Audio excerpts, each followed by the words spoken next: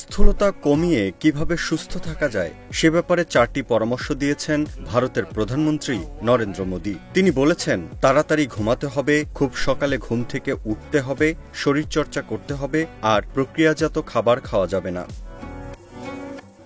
ভারতের সংবাদ মাধ্যম টাইমস অফ ইন্ডিয়া জানিয়েছে, সম্প্রতি বলিউড অভিনেতা অক্ষয় কুমার প্রধানমন্ত্রী নরেন্দ্র মোদীর ওজন নিয়ন্ত্রণ ও স্থূলতা প্রতিরোধের পরামর্শ বিষয়ক একটি ভিডিও সামাজিক যোগাযোগ মাধ্যম এক্সে শেয়ার করেছেন।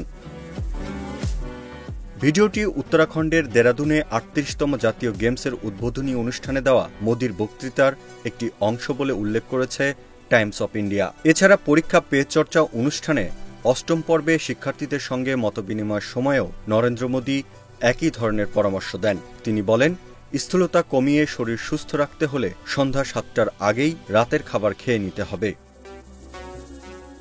ভারতের প্রধানমন্ত্রী কৃষকদের উদাহরণ দিয়ে বলেন, একজন কৃষক সন্ধ্যা নামার আগেই রাতের খাওয়ার সেরে নেন। বিকেল ৫টা থেকে ৬টার মধ্যেই তাদের খাওয়া দাওয়া হয়ে যায়। তাড়াতাড়ি ঘুমিয়ে খুব ভোরে ওঠেন, এই জন্যই তারা এত কর্মঠ।